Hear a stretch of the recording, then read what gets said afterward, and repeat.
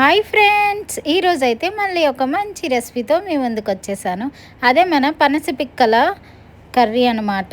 ఈ కర్రీ ఎప్పుడు మీరు వండుకోకపోతే ఒకసారి ఈ రెసిపీ చూసి ట్రై చేయండి. టేస్ట్ అయితే చాలా బాగుంటుంది. దానికోసం అయితే మనకి ముందుగా ఇది మనకి ఫస్ట్గా పిక్కల మీద ఉన్న పీల్ని అయితే రిమూవ్ చేయాలి. చేసి నీట్గా వాష్ చేసుకొని మనమైతే ఒక 2 ఉల్లిపాయలు, 2 టమాటీలు, 3 పచ్చిమిరపకాయలు అయితే కట్ చేసి పక్కన పెట్టుకోవాలి. దానికోసం అయితే నెక్స్ట్ కళాయి పెట్టేసి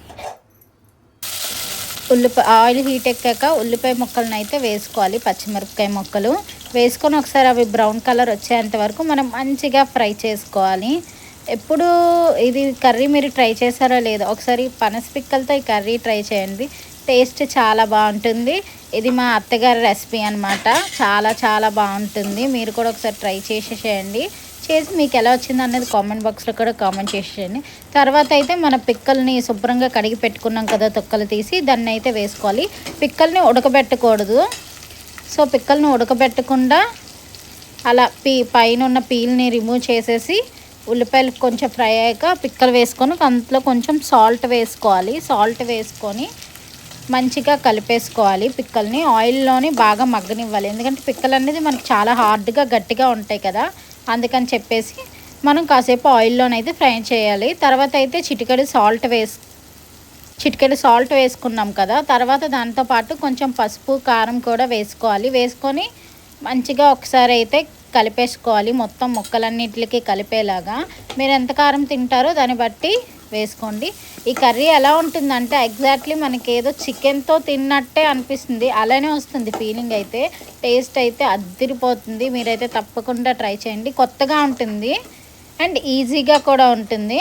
ఇప్పుడైతే మనం కలుపుకున్నాం కదా, బాగా కొంచెం మగ్గాక ఫ్రై అయ్యాక అప్పుడైతే మనం కొంచెం వాటర్ వేసేసి పిక్కలను అయితే అందులో మగ్గనివ్వాలి. ఎందుకంటే పిక్కలు మనకి చాలా గట్టిగా ఉంటాయి కదా, అందుకని చెప్పేసి కొంచెం వాటర్ వేసుకుంటే పిక్కలు ఆ వాటర్లోని మంచిగా మగ్గిపోతాయి.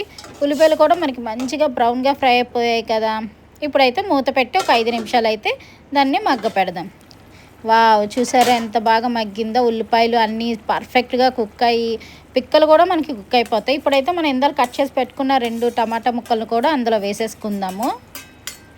మా అత్తయ్య గారు ఇది కుక్ చేస్తున్నప్పుడు ఎలా ఉంటుందో నేను కూడా ఎప్పుడూ తినలేదు, ఎలా ఉంటుందో అనుకున్నాను. కానీ కుక్ చేశాక తింటే టేస్ట్ అయితే నాకు చికెన్ తిన్నట్టు అనిపించింది. టేస్ట్ అయితే సూపర్గా ఉంది. సరే, ఇప్పుడు మనం చిన్న సాల్ట్ కూడా యాడ్ చేసుకున్నాం కదా, ఎందుకంటే టమాటా అనేది మనకి మంచిగా సాఫ్ట్గా కుక్ అయిపోవడం కోసం మళ్ళీ చిన్న సాల్ట్ అయితే యాడ్ చేసామన్నమాట.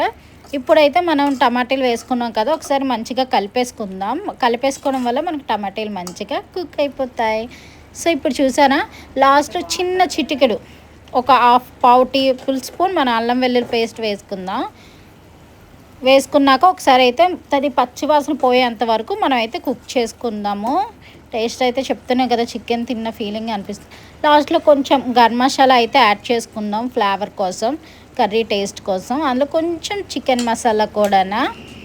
టేస్ట్ చాలా బాగుంటుంది. ఎప్పుడు ఒకేలా కాకుండా ఇలాంటి డిఫరెంట్ కర్రీస్ వండినప్పుడు కూడా ఇంట్లో వాళ్ళు చాలా టేస్టీగా మిమ్మల్ని పొగడకుండా అయితే ఉండలేరు. ఈ కర్రీ అయితే మీరు చేసి పెట్టాక మిమ్మల్ని అయితే పొగడకుండా ఉండలేరు ఇంట్లో వాళ్ళందరూ. అంత బాగుంటుంది. అయితే ఇప్పుడు 5 నిమిషాలు మగ్గనిద్దాం.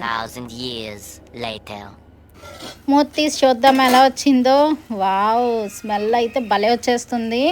నేనైతే పక్కనే ఉన్నాను కాబట్టి నాకైతే టేస్ట్ అనిపిస్తుంది. మీరు కూడా ఈ రెసిపీ ట్రై చేసి ఎలా వచ్చిందో మా కామెంట్ బాక్స్లో అయితే కామెంట్ చేసి చెప్పండి. ఎప్పుడు ఒకలా కాకుండా ఇలాంటి డిఫరెంట్ స్టైల్స్లో కూడా మనం కర్రీస్ చేసుకోవచ్చు. మనకి పిక్క అనేది కూడా చాలా సాఫ్ట్గానే కుక్ అయిపోయింది. ఎందుకంటే మనం ఆయిల్లో కూడా కాసేపు ఫ్రై చేసాము అండ్ ఈవెన్ వాటర్ వేసాం కదా, అందులో కూడా మగ్గించాం కాబట్టి పిక్కలు అనేవి చాలా సాఫ్ట్గా కుక్ అయిపోయి టేస్ట్ అయితే సూపర్గా వచ్చింది. మీరు తప్పకుండా ట్రై చేయండి.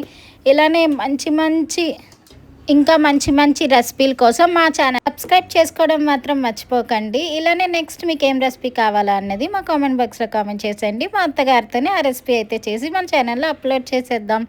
మళ్ళీ ఒక మంచి వీడియోతో కలుసుకుందాం. Bye friends.